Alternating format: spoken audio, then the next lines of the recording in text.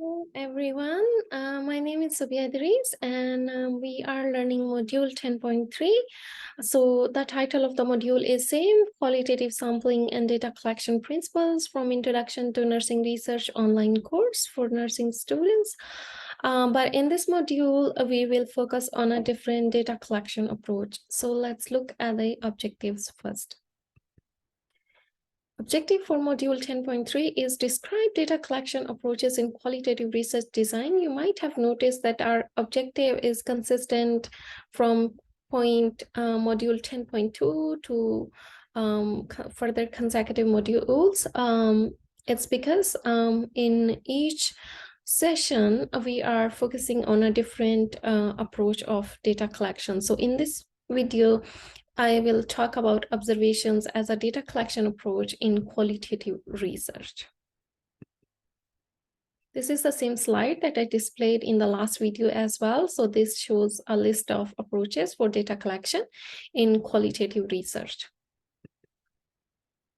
So let's begin with observation. What is observation? Observation, of course, it's a useful method, but it's not always useful. So it's try to understand when it's useful. So it's useful when it is important to observe study participants in their natural environment or in their natural setting. So if there is something that you really wanted to observe study participants and observation should happen in their natural setting, so then you will use observation as a data collection approach in your research study. Also, observation helps researcher to gain insight into a certain setting or the actual behavior that happened. And your observation of participants' actual behavior could be different or opposite to what participants actually report to you verbally. So remember, I presented a quote of Margaret Mead in ethnography research design. So when we were learning ethnography as a qualitative research design, I presented a quote from Margaret Mead, and it was, let me recall. Yeah, it was like, what people say, what people do, and what people say they do are entirely different.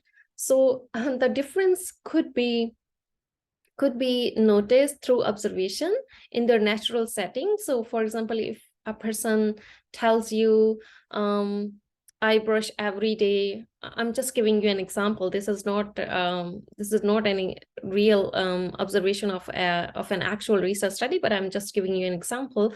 If a person tells you, I brush my teeth 3 times in a day, and you recorded that verbal response, and then you observe that person and throughout the day, and you might notice that person might brush only once a day or maybe twice a day. So there could be a difference, what you being recorded through your observation and what's being reported to you through verbal response.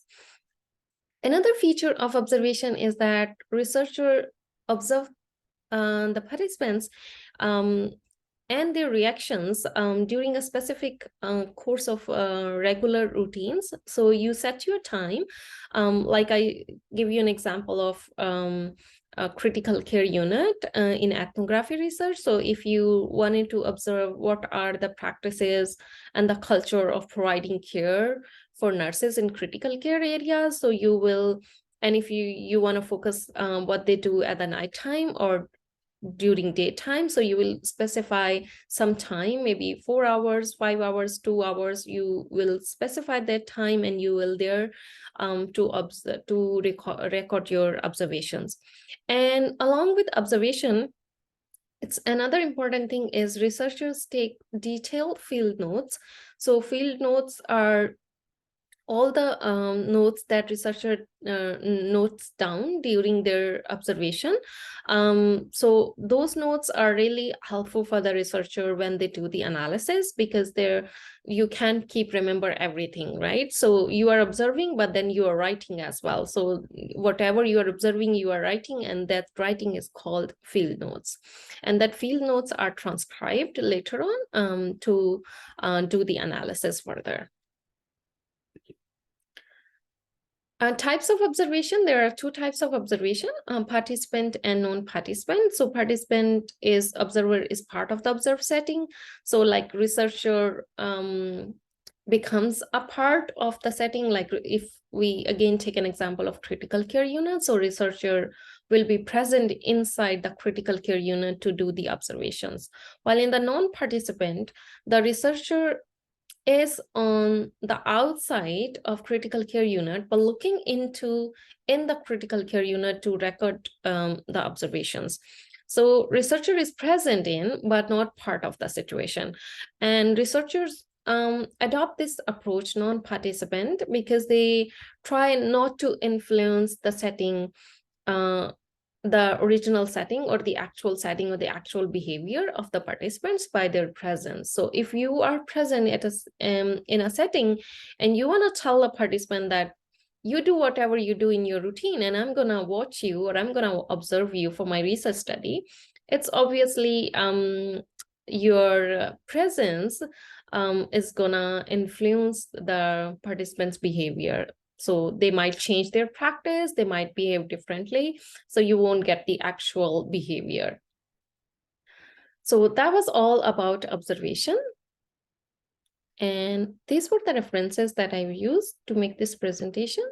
Thank you very much for listening. If you have any question or concern, please let me know and I will try to answer. Bye for now.